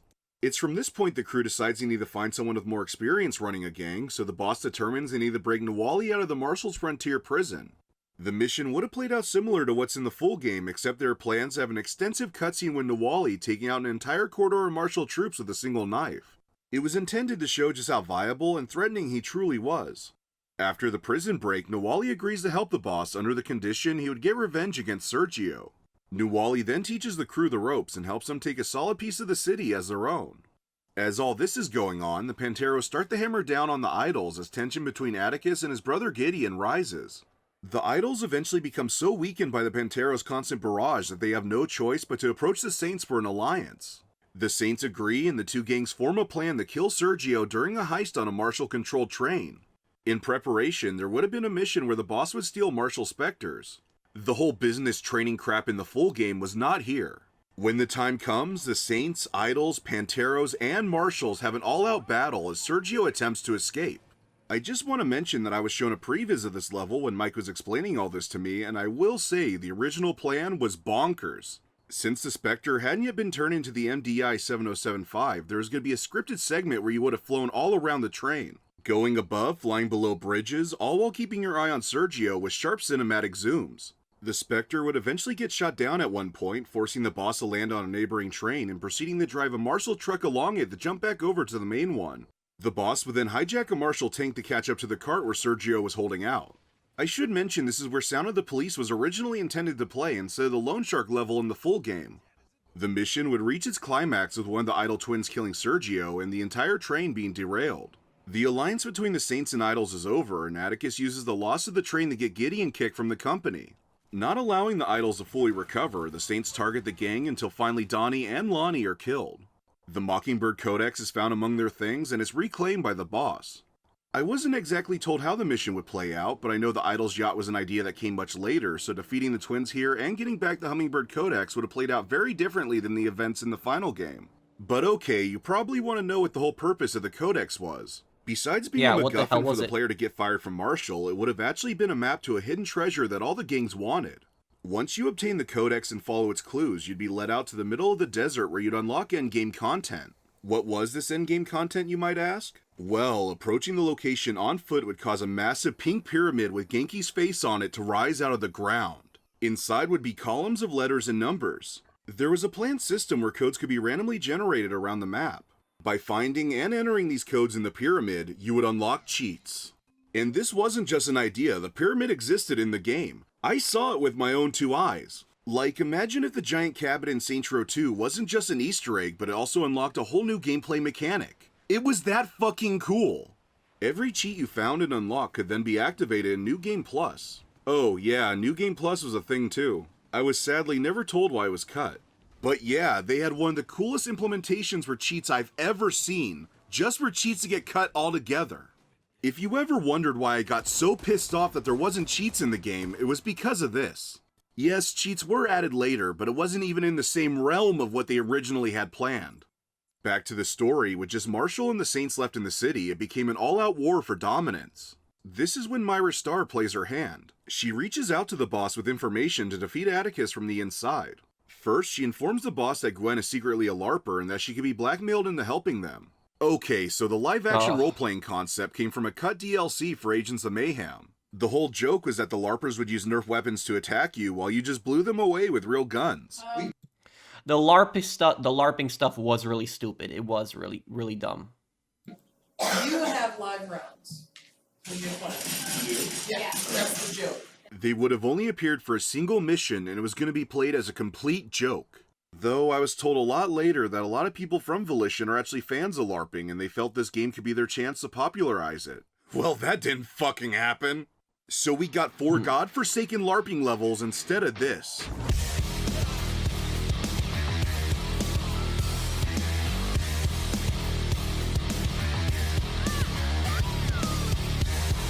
Yeah, so like when you couldn't actually kill people during the LARPing missions, that's what really sucked. It really was. Like those missions had a lot of cringe to them. Man, I still can't believe that Sunset Overdrive handled this idea better. I must grant you a boon. Alright, so the boss would have massacred their way through a bunch of nerds to reach Gwen, and after threatening to expose her, she grudgingly agrees to help. She discloses the location of a Marshal's weapon depot hidden near the dam scene in the Idlefest mission. This location was essentially the Marshal version of the pyramid from Saints Row 2, but not as high-tech. I got to see an unfinished version of it, and it shared many similarities with the terrorist bunker in Saints Row 4's prologue. Anywho, the boss destroys the depot, and Atticus fires Gwen for allowing it to happen. Though knowing Gwen was an efficient officer, the boss asks if she wants to join the Saints, and she accepts. Myra continues to provide information to the Saints until the boss is finally able to make Atticus look incompetent enough to get voted out of the company. Myra would then take his position. I was told she was going to be even more threatening than Atticus, but it was kind of left up in the air if she continued the fight or allowed the Saints to take the rest of the city. Though this concept art implies their last meeting didn't end on the best terms. And at last, we reach the ending. Mike explained that the details of the final mission were still being worked out, but basically, Nahualli would meet with the boss in a non-disclosed location before revealing his plan to kill you and your lieutenants to take full control of the Saints. Nahualli would then either drug or knock the boss out, placing you in a realm between life and death. I was flat out told this was going to be Volition's version of the Voss dream fight from Far Cry 3. I thought it was a little unusual, but it seemed like it could have been pretty interesting. I learned a lot later that the sequence was originally going to begin with the boss waking up in a large river that ended at a white door. As the player would walk towards it, you would hear Orville Peck's Old River playing alongside echoes of the Saints. Opening the door led to your final confrontation with Nahualli as you fought him on the brink of death. A boss battle of sorts would commence, ending with you killing Nahualli and at long last having Santo Illeso as your own. So how that turned into this crap is beyond me. Jesus Christ. When literally Nahualli betrayed you because he wanted your friends, and then you wake up on that board game that you played, the kids game, and you're doing that. I don't think there's anything wrong with having Nahualli as the final antagonist, but the way it was set up where he wanted your friends to be his friends, and then you do this hallucination of the board game. I'm still blown away by how everything I was shown turned into this abhorrent story scene in the full game. Like, even knowing a new cast was going to be implemented, the story beat still seems solid. If they didn't write the Saints to be shitty millennial stereotypes, drop the perspective of the rival gangs, turn Nahualli into some piss-pants loser who wanted friends, even though he clearly became friends with the Saints, drop the importance of the Codex, and kept the LARPers as a one-off joke, the story would have been fine. It probably would have ranked somewhere between Saints Row 1 and 2. From my understanding, many of the more baffling story changes happened during the pandemic. As Jarros' contract expired, he left some final notes for the writing team and they did their best to fulfill his wishes. Apparently, after the new cast was finalized, Jarros demanded their introduction had to play out like a sitcom. So yeah, the most horrific cutscene that plunges the game's entire story in the trash was Jarros' great idea. That's so bad, it's good. That's it's just a big good. And like, bitch. this idea of like, we can't have entertainment just be entertainment. We can't have something light and fluffy and fun and enjoy it for what it is. I didn't even know you could do it. You almost have to wonder if he is purposely sabotaging the company. But okay, to be fair to Steve, the writers not being allowed to talk to him went both ways. From my understanding, it was the fear of a third rejection that the higher-ups write into his contract as work couldn't be contested. He reached out to the writers after the reboot's release, sharing his grief that he wasn't authorized to workshop with them. See, Jarros in a lot of ways is like George Lucas. Both are capable of bringing interesting concepts to life, but when they're surrounded by yes-men with nothing being questioned, they quickly fumble the ball. I may have gone too far in a few places. There was only one thing anyone was able to change about Jarros' script, and it took the protest of the entire studio to do it. Originally, Nina was going to be written as a dumb bimbo that all the other characters would walk over. Oh my god, I'm so stupid. It was so bad that the entire studio demanded the higher-ups give Steve notes, and Nina was changed into the art student we have today. Yeah, it's not much better, but at least she has a twinkle of depth. You're also probably wondering how any of this was possible when they had the 2080 rule in place. Well, sometime in late 2019, the rule was changed. Instead of being 80% Saints Row 2 and 20% Saints Row the Third, it evolved into 80% grounded and 20% silly. I was the first one to ever join the military in my family. When I got out, I knew that Later, I don't even think it was this. 80% grounded and 20%. I don't even think it was that. it was changed again. Because there was really nothing even... There really wasn't anything in that game that made me laugh. And the 20% silly, 80% grounded, and 10% absurd. And yes, they were well aware that the math didn't add up. This was done so more outlandish ideas could be added, like the hoverboard. The last nail in the story's coffin comes down to the dialogue and voiceovers. THQ Nordic and Deep Silver, being the pinnacles of intelligence, put heavy restrictions on the writers for what the characters were allowed to say. In an M-rated game, an example I was given was the boss's rant after Gwen refuses to give them a performance bonus. The writers were told the boss could not say anything negative about Gwen, and she especially could not be called a bitch. Even if the lines were written for the female boss, it'd be far too misogynistic. So after multiple attempts that the publisher immediately shot down, do you know what they compromised with? The fucking horse testes rant! Giant, sweaty, dangling horse testes just swinging in the goddamn breeze, knocking back and forth like a pair of motherfucking clappers in a giant horse flesh crotch bell. Absolutely wonderful. A line so despised by the entire gaming community that it was later removed in an update. Thanks, THQ. Thank you, Deep Silver. My whole life would have been shattered if I heard a woman in a mature-rated Saints Row game being called a no-no word. Bitch. That bitch a bitch. I'm gonna skull fuck that bitch. Fine, bitches, you fucking bitch. Bitch is dead. Kill this bitch here. I used to dig this bitch. Bitch! Oh, and for that putrid... It shows you how good the old Saints Row games were. And also, this is what I will say. Political correctness ruins any kind of game. When you have political correctness in a game, it ruins it. Just look at Battlefield 5. You know what they did with Battlefield 5 when they did, like, you know, women American soldiers in World War II frontline infantry combat, and like women Japanese pilots in the Pacific campaign. It was just like the amount of like just this politically correct stuff. Like I said, it just destroys and it just ruins games. It is just so bad. It is just so terrible. Oh my god. I remember there's like a line in the game where Eli complains about your carbon footprint on your car. It's like, why would gangsters even complain about something like that? You know, they wouldn't care. They're gangsters. They're committing crimes. They're not going to care about things like global warming. Oh my god. But yeah, like apparently, you know, calling her, you know, a B, apparently that, or a don't even want to be politically correct myself here. You know, calling her that, apparently that is going way too far. That is that. And also, you notice how like they don't even have freckle, you know, they don't even have freckle bitches anymore. It was just called Freckles. I don't remember what the name of the restaurant was. FBs. That's what it was called. They changed it to FBs. And you notice that they took out the word homie in this game. They didn't have the word homie, because apparently homie was now a offensive word, which, how is homie an offensive word? How How is homie an offensive word? It's like, homie is just hood slang for good friend. That's what it means. Like, when you call somebody a homie, it means they're your good friend. It's not an insult. It means they're your friend.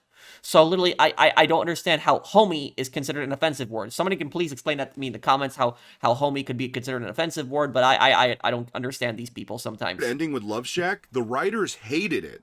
The idea came very late into development. In fact, if you play the game... And also about the Love Shack crap, guess what? I took off copyrighted music, I turned it off in the menu, and I still got a copyright claim for the Love Shack scene when they were singing it because of the lyrics. I got a copyright claim because of that. Without the day one patch, it isn't even there. A producer simply felt they needed an ending like Saints Row 4 and tied it into the reoccurring karaoke jokes in the story. So yeah, awesome. As for the voiceovers, normally the writers will sit in during a voice recording session that change things on the fly if something isn't coming across correctly. For the reboot though, the writers were not permitted to attend any of the voice sessions. Not a single one. As it was explained to me, two producers were in a dick swinging contest, and it all accumulated in one of them displaying their authority by not allowing anyone to be present at the voice sessions. A move so petty that I still can't believe it. When you take all this into consideration, it's no wonder the story turned out like shit. But yeah, there you have part 1 to my 2019 visit to Volition. There is still an absurd amount to discuss, and I'll be working as hard as possible to share it with you all soon. Until then, I just want to thank you all for reaching the end of this beast and for your incredible patience.